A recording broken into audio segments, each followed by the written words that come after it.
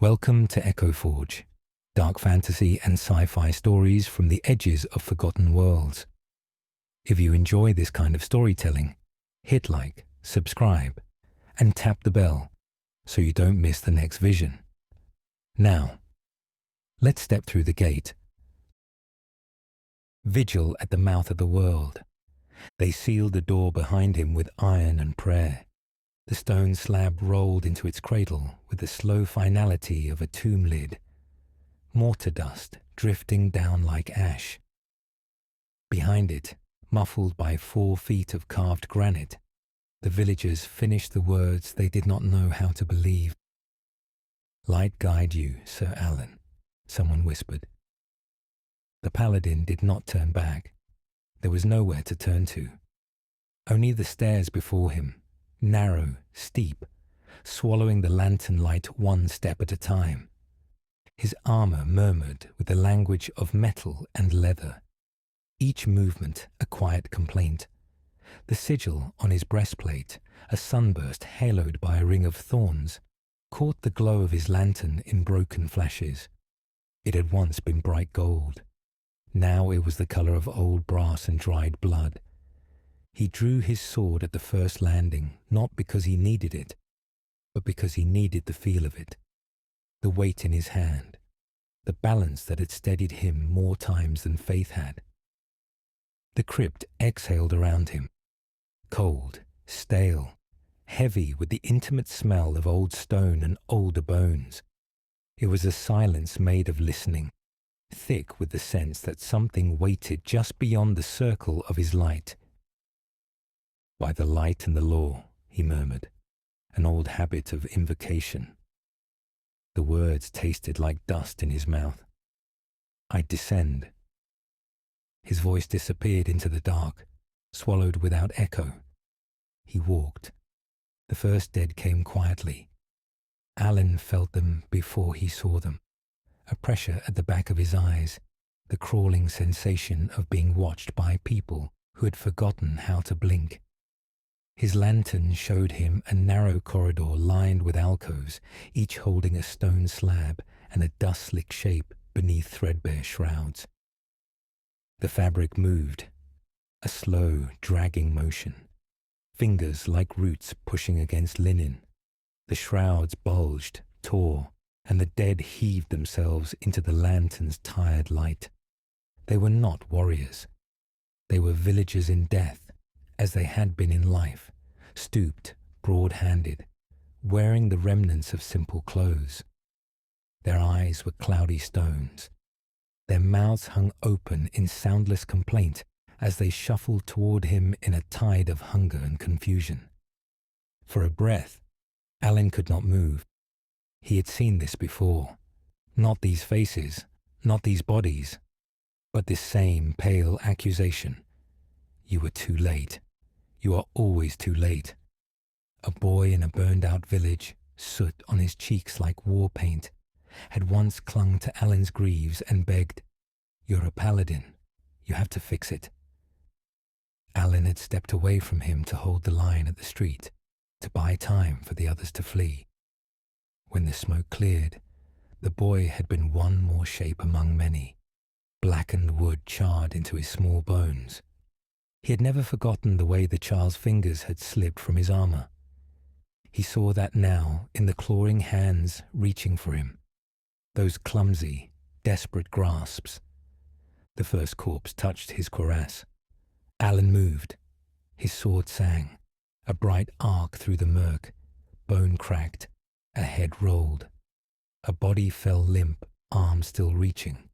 He pivoted, shield lifting, feeling impact shudder through its battered face as another undead slammed into it with the stupidity of water against stone. He fought without shouting. There was no glory here, only work. The dead pressed in, the press of guilt-given weight and stench. Their nails scraped at the seams of his armor, seeking the warmth beneath. Their breath was the rot of summers long gone. Each fell the same way. A cut to the neck, a split of the skull, a crushing blow to the spine. The motions were practiced, worn smooth by years, as familiar as the prayers he no longer trusted. His lantern swung wildly, casting fractured images onto the walls. Here, a woman with half her face sloughing away, wearing the spectral reminder of a baker's apron. There, an old man still clutching a wooden charm of the sun god, the symbol cracked in two. You didn't come for us. You came, but not in time. You came, but you left again. Blame needed a target. The dead did not remember how to forgive. When the last of them lay still, the corridor was a charnel house of torn shrouds and blood that wasn't blood. Alen stood in the center of it, chest rising and falling, each breath scraping against the inside of his throat. He wiped his sword on a relatively clean scrap of cloth and slid it back into its scabbard. The act felt hollow, ceremonial, like a priest going through rites after losing his god. Rest, he said finally, to the broken forms around him. If there is any rest left. The crypt did not answer. He lifted the lantern and walked on. The stairs took him deeper. They wound like the spine of some stone beast, plunging past layers of earth that smelled of damp and iron. The lantern's flame dimmed as if reluctant, as if it too understood this was a one-way road. The second level was narrower. The air there was colder in a different way, not the simple chill of underground, but the precise sharpness of old steel and older resentment. The walls were no longer roughly carved stone, but blocks fitted with merciless care, each joint a straight and exact line. Niches lined the hall, larger this time. They did not hold villagers. They held armor. Rust-spotted breastplates and greaves rested on stone shelves. Swords lay across skeletal abdomens, hands of bone crossed over hilts. Cloaks, mold-eaten but still bearing faded sigils of sunbursts, scales, stars. The marks of orders that had died or been forgotten. Knights, paladins, Templars, his own kind. As Alen stepped forward, the light from his lantern glinted off a familiar emblem, a sunburst ringed with thorns, his order's sigil. He moved closer. The skeleton beneath the armor stared up at nothing, jaw slack, empty sockets humming with shadow. The breastplate bore a long, vertical crack that split the sigil in two, as if some enormous hand had simply pressed until the metal gave way. On the stone at its feet, carved deep enough to outlast rust, was a single word: Vigil. Alan's throat tightened. Brother, he murmured, and did not know if he meant the dead knight or the word itself. His own order had a right. When a paladin took their vows, they carved a single word into their mind, the promise that would define them. Some chose justice, some mercy, some light. Alen had chosen vigil, the willingness to stand where others would not, to watch when others slept. He moved his lantern slowly down the row of dead. Each one had a word carved at their feet. Duty, justice, penitence, honor, mercy. The letters were gouged into stone with knives, with sword tips, with fingernails, whatever had been left at the end. As he passed, one of the skeletons moved. It was not theatrical. There was no dramatic explosion of dust, no shriek. The bones simply shifted with a faint clatter of porcelain being disturbed. The head rolled to the side. The empty sockets turned toward him. Alen stopped. Another set of bones twitched. A gauntlet scraped against stone, fingers closing around the hilt of a sword that had not been lifted in generations. Plates of mail chimed as they slid over one another. The dead knights rose with slow, awful purpose. Their movements had none of the clumsy hunger of the villagers above. They stood like men who had been waiting in formation, called to attention at last. When they lifted their rusted swords, it was with the muscle memory of a lifetime. Sunbursts glimmered dully from their breastplates. Thorn crowns etched in metal, the emblems of the faithful. "Stand down," Alen said, before he thought better of it. His voice sounded small in the tight corridor. One of the skeletal knights tilted its skull, as if considering. The motion was unnervingly human. Then, without a word, it stepped forward, sword pointing at Alan's throat. "You took the same oath as we did," those empty sockets seemed to say. "Why are you still breathing?" Alen drew his weapon. The steel rang like a shout. "By the light," he began. The nearest knight moved with surprising swiftness for something dead. Its blade came in a flat, testing cut, and Alen barely caught it on his own, sparks kissing the darkness. The impact reverberated up his arm. This was no shambling corpse. This was the memory of a swordsman, stripped of flesh, but not of form. They came at him as a unit, where the villagers had pressed forward in a stumbling tide. The dead knights advanced in rhythm. 2 moved to his flanks, 1 to the front. Their bones creaked, but their pattern was flawless. They fought like every expectation he had ever carried. "You will be strong. You will not falter. You will not turn away." Alen pivoted, his boots skidding on the dust.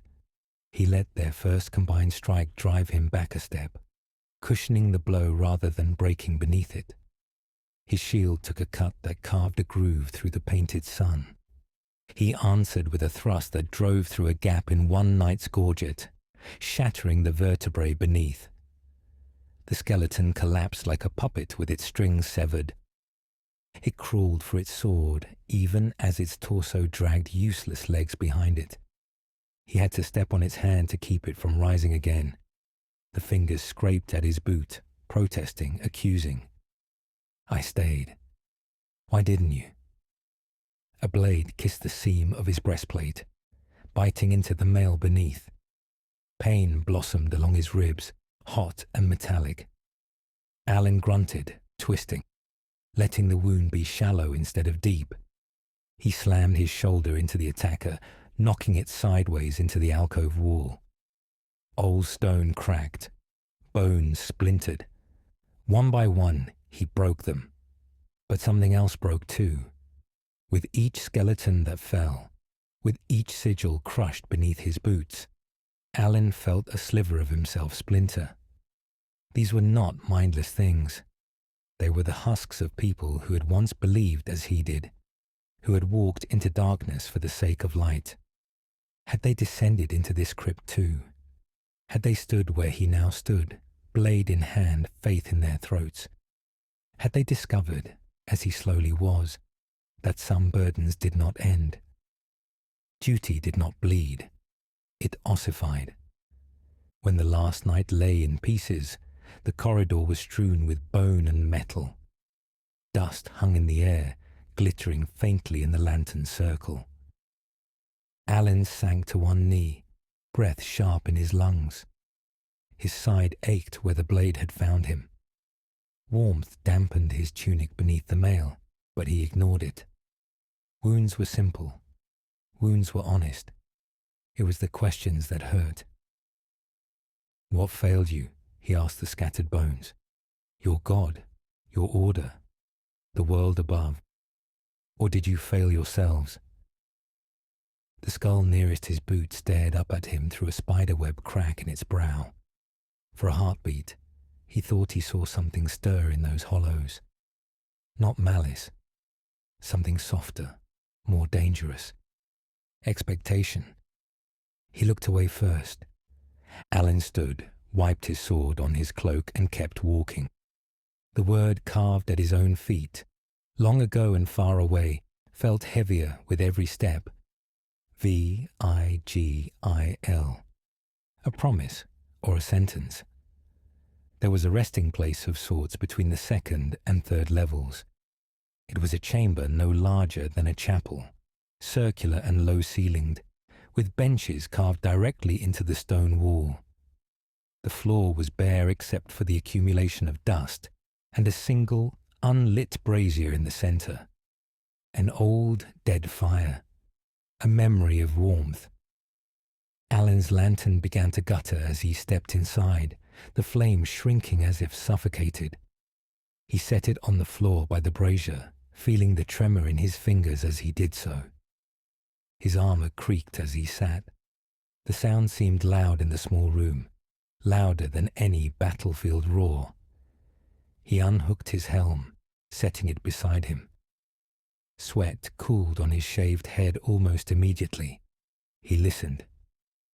There were sounds in the stone beyond, a distant subterranean grinding like teeth clenching, the subtle crackle of bones turning in their graves, the faint, almost imperceptible scratching of nails against wood far below.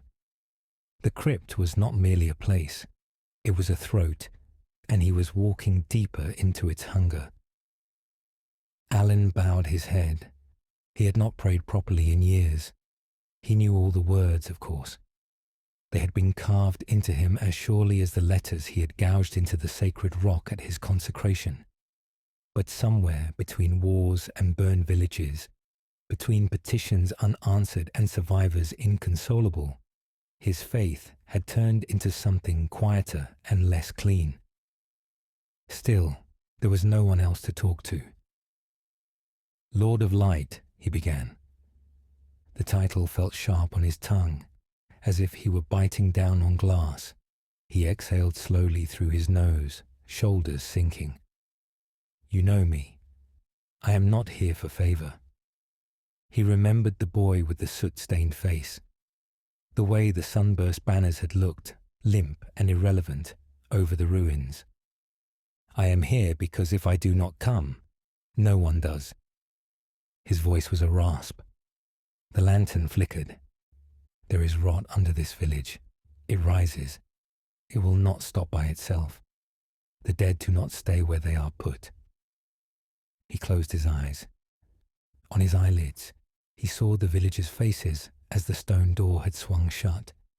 Hope and resignation in equal measure. People made of thin cloth stretched over the frame of fear. A woman clutching a child too tightly. An old man holding a sun charm worn smooth by prayer. A young man looking at Alan as though trying to memorize the shape of his armor, needing it to mean something. What do you want of me? He asked the silent air. What is the end of this road? The silence pressed in, thick as earth. Once, years ago, he had heard a voice when he asked such questions. It had not been words. Faith rarely spoke in words. It had been a warmth in his chest, an answering pressure behind his sternum that said, I see you. Stand. Tonight there was nothing. Only the slow, steady drip of water somewhere beyond the stone. Alan opened his eyes. His lantern was a dull, wheezing thing now. The flame crawled low on the wick. He could coax it back, perhaps, but it would not last forever. Nothing did. He slipped a hand between the plates of his cuirass and adjusted the leather thong there until he felt the small weight hanging from it. A metal token. His order's sigil worn down by touch. On the reverse, a single word scratched in with primitive strokes. V-I-G-I-L. He curled his fingers around it until his knuckles ached. Very well, he said to the absence of an answer. If you won't speak, I will walk. If you won't shine, I will carry the lantern. In the quiet, he thought, just for a moment, that the metal warmed beneath his hand. It might have been his own body heat. It might have been hope, stubborn as a weed. He stood, bones protesting, and picked up the lantern. The flame steadied slightly, as if deciding there was no point in dying just yet. Alan put his helm back on, its weight familiar and enclosing. He tightened the strap beneath his chin, lifted his shield, and found the next set of stairs.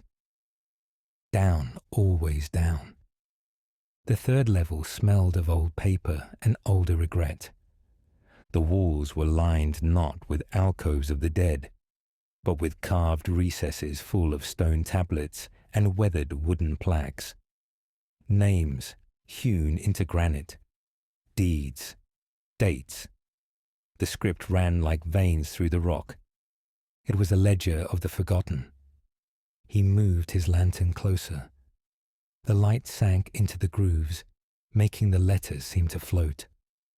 Some marks were deeply chiseled, defiant, meant to outlast centuries. Others were faint, as if the hand that made them had been weak or hurried, or the maker doubted anyone would ever bother to read them. He traced one with a gloved finger. Sarah, daughter of no one, who fed the orphans. Another, Tamil, who lit the watchfires when others slept. And another, Alden, who died so others could run. These were not kings and lords. These were not names sung in songs. These were small people with small acts that had been large to the ones they'd saved. He could see, in the uneven strokes, the desperation of the living to carve memory into immovable things, as if stone could keep death from chewing through it. "Who wrote these?" he asked the empty air. The crypt obliged him with an answer this time. "We did," a small voice said. Alen spun, sword half drawn before he thought to stop.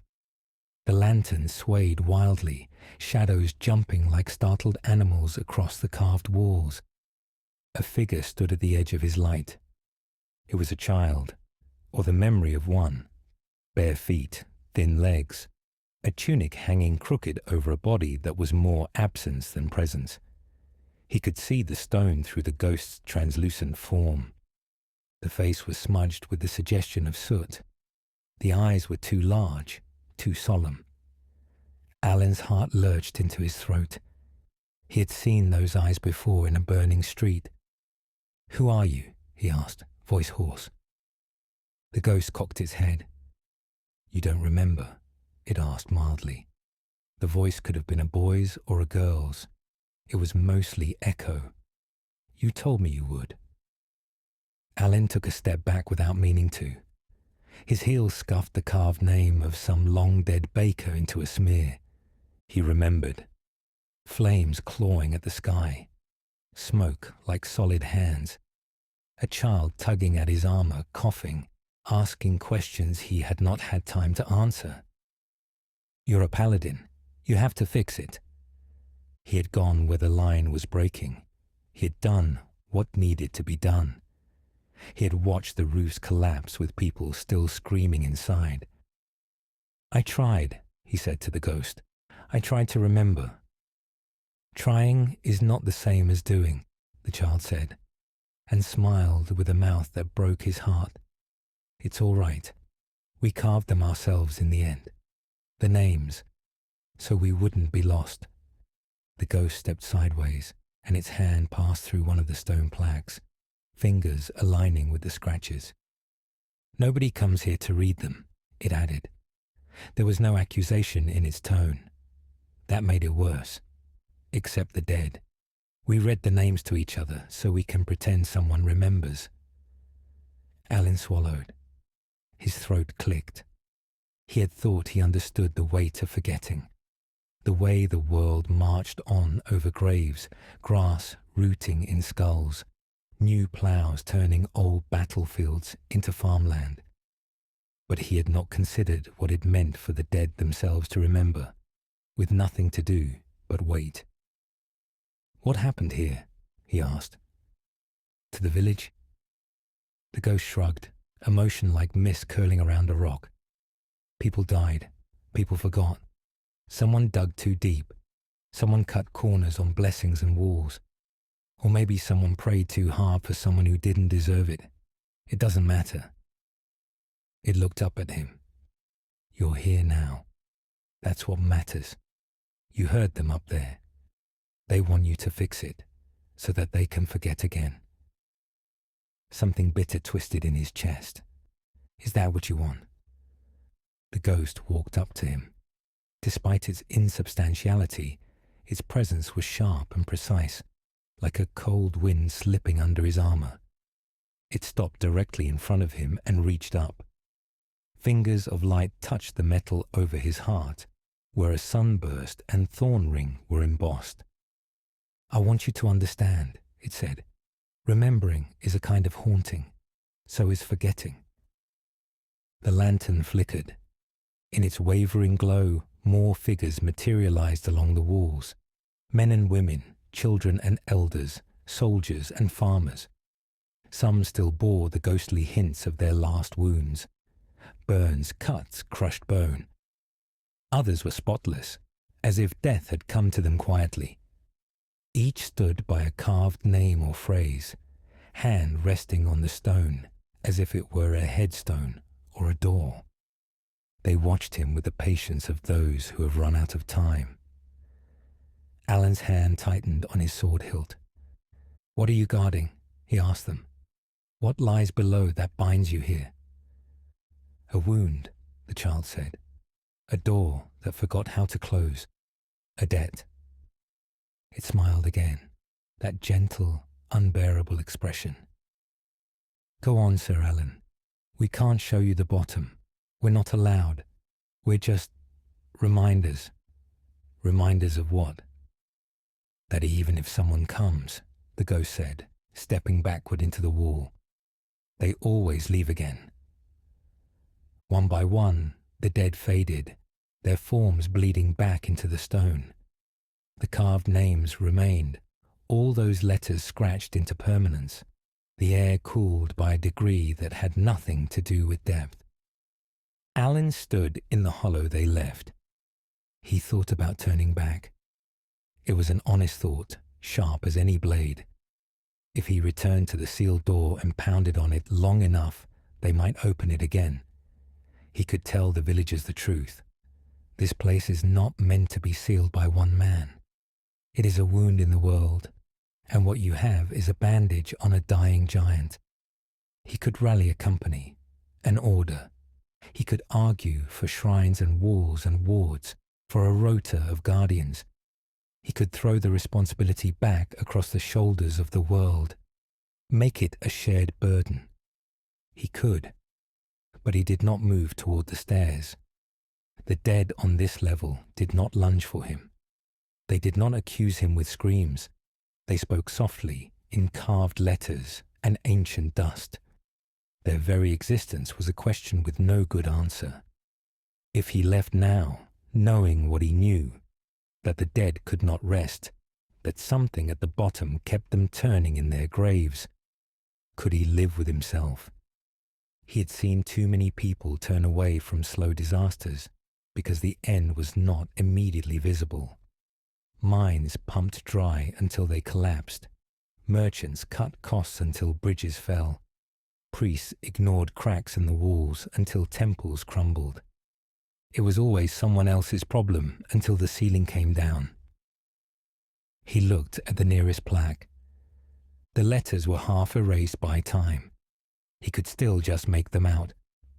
Who stood? It was not even a name, just an act. Alan exhaled. Very well, he said quietly. Show me your wound. No one answered. He walked on.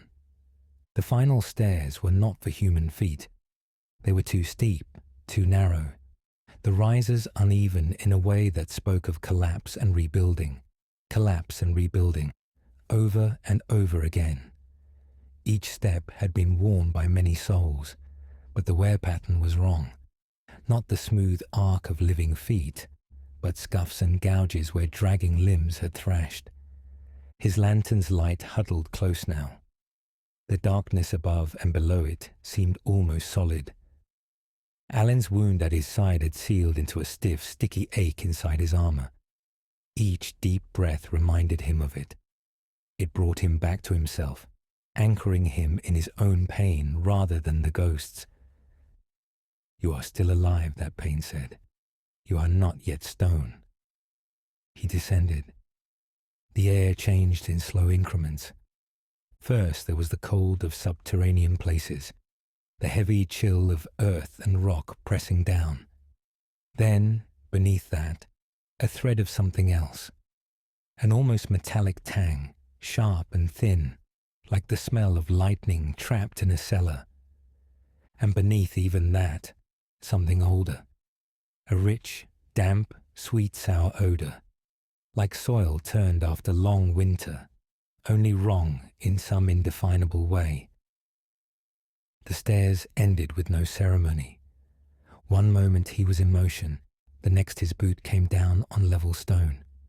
His balance shifted. He halted a heartbeat too late, almost stumbling. The lantern swung, its light sailing out ahead of him like a thrown coin. The chamber it revealed was not large. It was roughly circular, the ceiling low enough that his helm brushed it when he straightened. The walls were not carved here. They were raw rock, glistening faintly with moisture. No alcoves, no plaques, no dead arranged in tidy rows. In the center of the floor, a pit.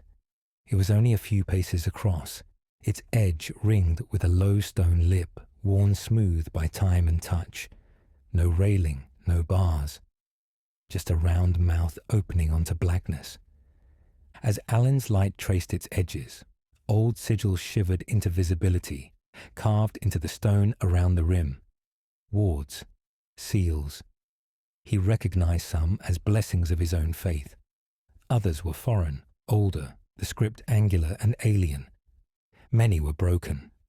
Lines cut by cracks, circles marred by chips, sigils erased by claw marks. The source. He had expected, somehow, something more dramatic. A necromancer's altar bedecked in bones, a roaring fissure pouring smoke, a throne of skulls on which some lich king lounged and smirked. Instead, there was only the pit. He stepped closer. The air spilling from it was cold, but not in the usual sense. It had no temperature, only an absence of every warm thing, laughter, sunlight on skin, the feeling of a hand in his. Alan stood at its edge and looked down. It was dark, not the natural dark of unlit things, but something more concentrated, like ink that had sunk into water and refused to disperse. His lantern light strayed only a short way before being swallowed, its flicker dimming as if embarrassed. It felt like staring into a thought he had never wanted to have. At first, there was nothing, only the sensation of depth without measure, a fall without end. Then slowly, shapes began to coalesce in that blackness. They were not physical. They were impressions, visions crawling up from the dark like hands groping for his eyes. He saw a battlefield he had never walked, endless rows of dead soldiers, their armor rusted to nothing, their faces preserved in perfect agony. They lay piled at the foot of a wall of bone that stretched to the sky, casting a shadow across an entire world. He saw a village much like the one above, empty of living people. Children played in the streets with skulls for toys, smiling with mouths missing half their teeth. Every door was open, every bed occupied by someone who did not breathe. He saw the crypt itself, with no one to check it, its levels overflowing, corpses pushing at the stairs, at the door, at the earth. He saw himself turning away. The images changed, jumbled. Not prophecy, not necessarily. Possibilities, potentials. All of them rooted in the same simple fact. Death did not like being kept in place. Given any crack, it would seep through. "This is where they go," a voice said behind him, almost conversational. Alan did not turn immediately. His eyes were locked on the dark, on the way it seemed to notice him noticing it. It pressed up to the edge of his mind like a cat against a window, affectionate and terrible. "Who?" he asked softly. "The parts of people that don't know how to lie down."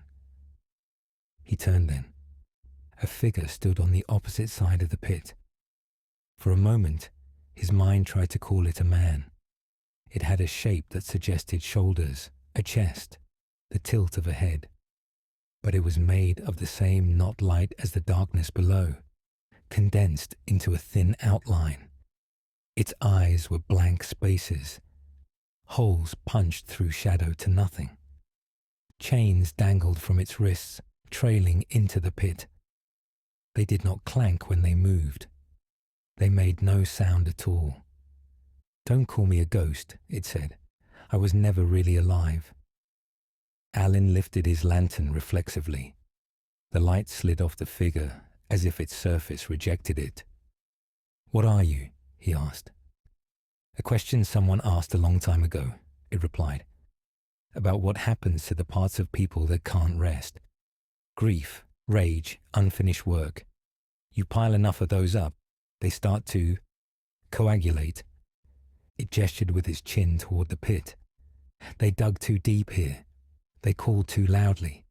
They gave too much of themselves to their dead and expected the dead to stay grateful." There was no anger in its voice, only a kind of weary amusement. "And you?" Alen asked. "What is your role in this wound?"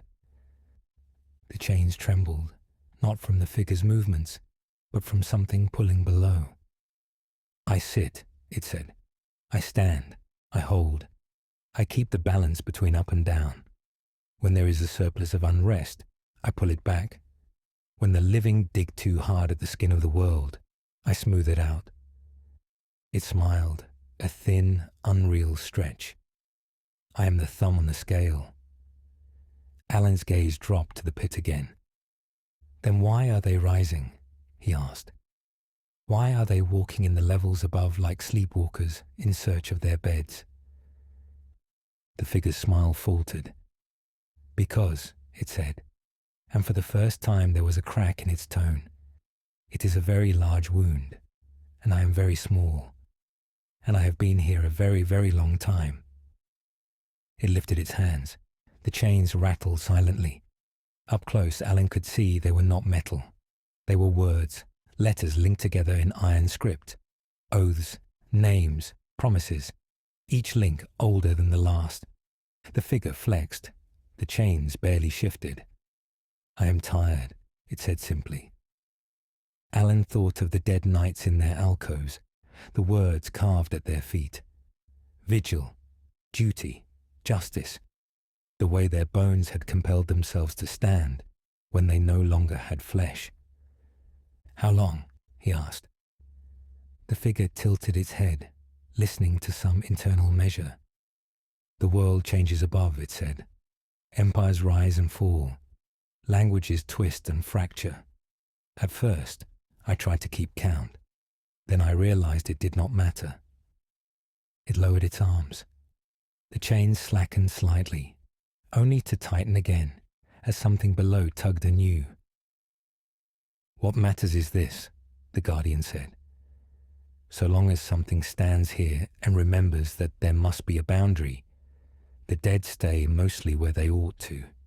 They murmur. They turn in their sleep. They occasionally leak.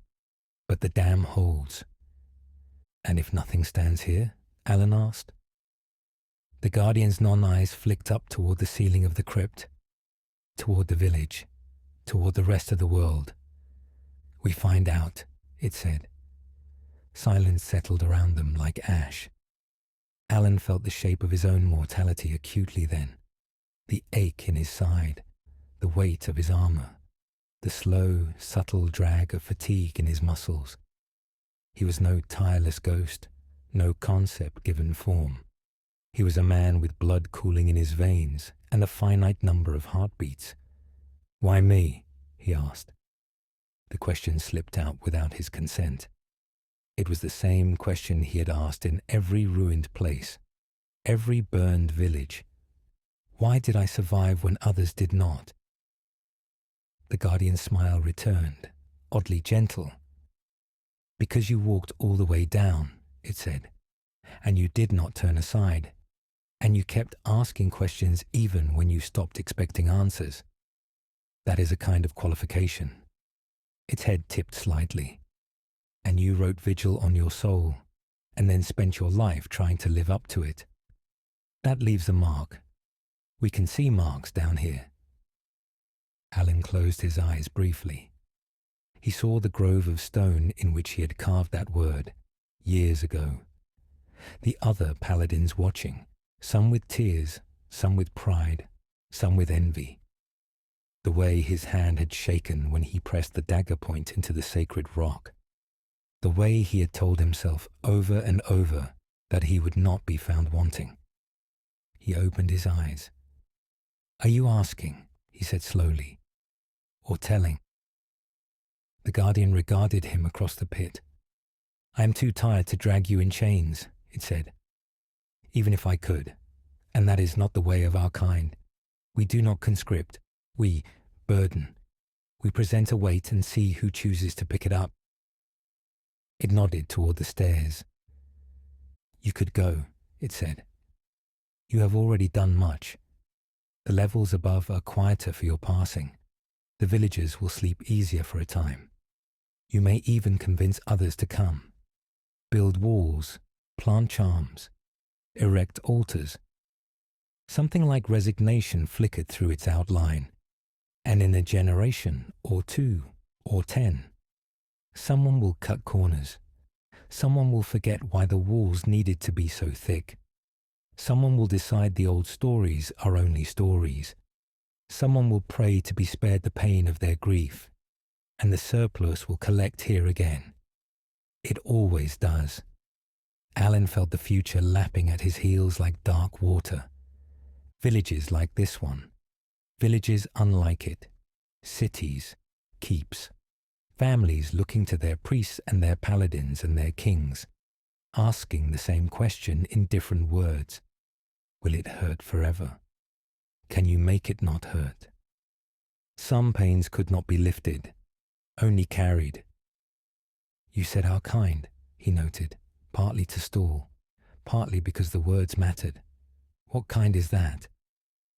"Those who understand," the guardian said, "that there are burdens which, if not shouldered, fall on everyone." It smiled, more teeth than before. "Those fools who look at an endless task and think, if not me, then who?" Alen exhaled through his teeth. The air here did not taste of anything. It was like breathing in the absence of the world. He thought of the villagers' faces as the stone door had closed. He thought of the dead knights, compelled to rise even in the affront of their frustration. He thought of the plaques of the forgotten and the ghost child who read the names so the dead would not be alone. He thought of his own word, carved into his chest like a brand. Vigil,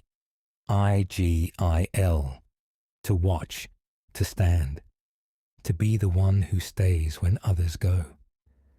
He had always assumed it meant until dawn, until relief came, until the order recalled him, until his God spoke again, not until forever. His hand found the token resting under his armor. He pressed it so hard it dug into his palm. "What happens to you?"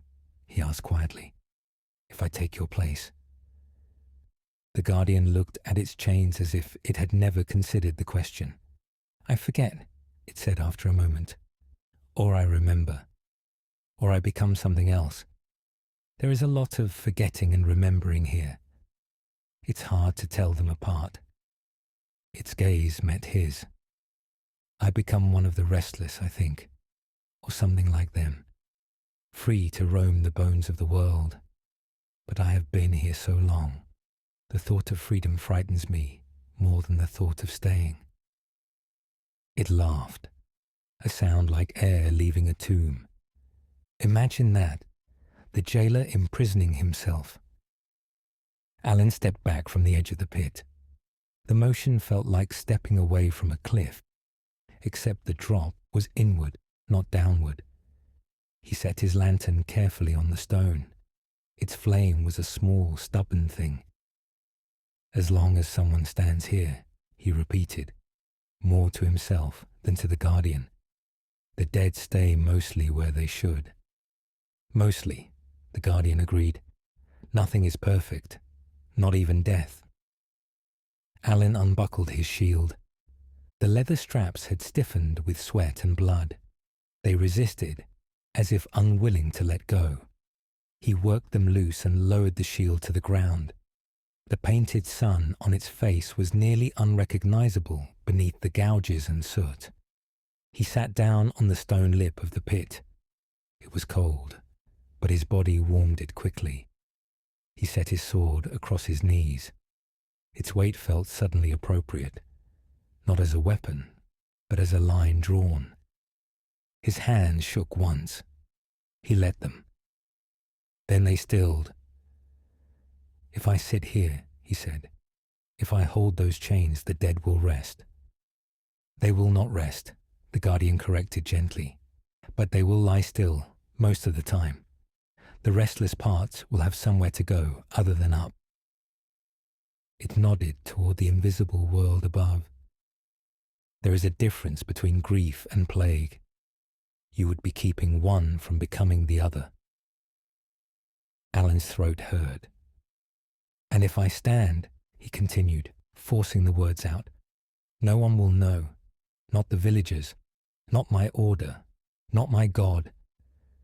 The Guardian considered. "Your God might," it said. "That is their business. As for the others, perhaps for a while they will tell the tale of the paladin who went down and did not come back. They will add flourishes. Monsters you did not fight. Treasures you did not find. Eventually, the story will thin. No one will remember your name. Only that someone once went down and did not return." Its knot eyes softened. "But you did not take your vows for applause, did you?" "Number?" No, he had not.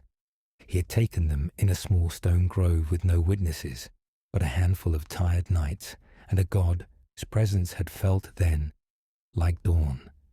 He had taken them because the world hurt, and someone needed to stand where the hurt was thickest to keep it from spilling.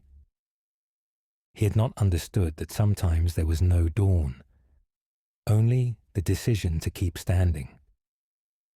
Alen lifted his sword, not in salute, in offering. He set it down beside the lantern.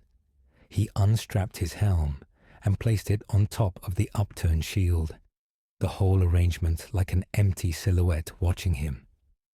Without the armor over his head, the crypt's quiet pressed in, more intimate now. He could hear his own breathing. He could hear the faintest susurrus from the pit, like leaves blowing in a graveyard with no trees. The Guardian watched him. "This will hurt," it warned, "at first, and then it won't, and then you will not remember what it was like not to hurt, and then you will." Its chains trembled. "That is the shape of eternity, a circle made of forgetting and remembrance." Alen took a slow breath. "I have been hurt before," he said. "I have watched others hurt because I was not where I needed to be. This, at least, is different." He held out his hands. The Guardian hesitated. In that pause, Alen saw the exhaustion more clearly, the way its outline frayed at the edges, the way the chains tugged at its wrists like obligations given form. "Will you go?" he asked quietly. "If I take them? Or will you stand beside me, offering advice I do not want?" The Guardian laughed again, softer. "I do not think I could stay," it said. "This place is made of balance, one in, one out. That is how the scales are kept, and I am so very tired of this view." It stepped forward. The chains whispered. Some of them snapped, their links shattering into bright, brief sparks that vanished before they touched the stone. Most held. When the Guardian reached him, it did not lean down. It simply flowed, condensing and rising until it matched his height. Its hands, shadow thin, hovered over his wrists. "Last chance," it murmured. Alen thought of the door at the top of the crypt. He thought of the hands that had braced against it, pushing it closed. He thought of the silence that had followed. He thought of the word carved into his life. Vigil, he said. It was not a word of magic. It was not a prayer. It was an answer. The chains dropped onto his skin. They were not heavy, not in the way metal was. They did not bruise his flesh. They sank slow and deep into his bones, threading themselves through marrow and memory. Each link was a promise, sliding into place. He gasped. Pain flared, bright and total. A first sunrise after a lifetime in darkness. Every oath he had ever sworn, every promise he had made and kept and broken, flickered through him like sparks. Faces, names, places, burned villages, saved caravans, children laughing, children not. The dead levels above shivered. He felt them, each restless corpse, each ghost, each carved name. They pressed against his mind like fingers against the inside of a drum. Here, don't forget us. Here, don't let us out. He closed his hands around the invisible weight. The guardian exhaled. The chains lifted from its form as they burrowed into Alan's. It grew thinner, lighter, as if sloughing off a cloak that had always been too large. Its outline flickered, lost cohesion. For a moment, its face, the suggestion of one, was very close to his. You will hate me, it said softly. In the long spaces, you will curse the part of me that asked you. I am sorry, but I am also not. Alan's teeth ground together. I have hated worse for less, he said. Go, before I change my mind. The guardian smiled one last time. Thank you, it breathed, for being the sort of fool the world requires. Then it stepped backward, into the pit. The darkness took it without ripple. Alen clutched the chains. They were inside him now. He could not see them, but he felt them anchoring his heart to the wound in the world. Every beat sent a slow pulse down into the abyss, a rhythm the dead could hear. Lie still, that pulse said. Lie still. The pit murmured back with countless voices, all of them versions of never. He sat. Time did something strange. It stretched. It snapped. Moments grew so thin he could see through them, then bunched thickly, suffocating. He was not sure if he breathed. He was not sure if he needed to. Once, he thought he heard the distant grind of stone above. The door being opened. Voices calling. Ser Alen. Sir. The sound faded. Perhaps it had been his memory of what might have been, had he chosen differently. Perhaps they had opened the door and found only empty stairs and dust. Perhaps they had told stories. Once, he felt the brush of something soft on his shoulder. A hand, a ghost, a god. You have chosen badly, a voice said, or he imagined it. You were meant to be a sword in the world, not a nail in its coffin. He did not answer. He watched the darkness below and held the line. Above him, seasons passed. Children grew and had their own children, who heard truncated tales of the night beneath the hill and rolled their eyes at stories meant to keep them from wandering at night. The village fields changed shape. Famine came and went. Plagues burned and died. Wars passed overhead like storms. Below, nothing changed, and everything did. The dead continued to die. They continued to be buried with too many tears and too many prayers. Their restless parts sank, bit by bit, toward the wound. Each arrived at the edge of the pit as a shiver of might have been and what if, and it's not fair. Alen felt them. He learned to recognize flavors of grief. The sharp, clean salt of a life well lived and ended. The sour tang of lives cut short by cruelty. the thick, clawing weight of those who clung so hard to what they were owed that their fingers bled. He let most of it pass. Not everything needed holding. Some unrest dissolved on its own, given time. But when the tide swelled, when the pressure built until the levels above vibrated with the urge to get up, to crawl, to claw, he tightened his grip. The chains in his bones sang. He pulled, down. Stay, he told them. Stay. He felt his own memories eroding under the constant flow, worn smooth like river stones. The details of his life above blurred. The faces of comrades, villagers, enemies became interchangeable. He knew he had been a man. He knew he had chosen. He knew one word more clearly than any name. Vigil. Sometimes, in the long dark, he wondered if anyone still carved words into sacred stone when they took their vows, or if they had replaced it with something easier, something safer. Sometimes, in the upswell of restlessness, in the strain that made every ghost in the crypt twitch in its grave, he thought he heard footsteps on the stairs above, heavy, armored, a lantern's faint glow. Hope, that old injury, stirred. Maybe, he thought, maybe another fool. Maybe I will not be the last. He did not look away from the pit. He did not loosen his grip. He sat in the bottom of the world, where the dead pressed like water against the thin stone of the living, and he became the quiet that kept them apart. On the surface, in a village that had changed names 3 times, an old woman lit a candle at dusk and set it on her windowsill. She did not quite remember why. Her grandmother had, and her grandmother before that. Something about a night in the deep. Just in case, she muttered, watching the flame steady itself. Just in case someone needs light down there. Far below, in a chamber no larger than a chapel, a man who had once been Ser Alen felt the faintest warmth on the back of his neck. It might have been nothing. It might have been enough. He did not rise. He did not leave. He kept the dead from walking. He kept his vigil. Thanks for watching Echo Forge. If this story resonated with you, leave a comment, hit like, and subscribe so the next tale finds you.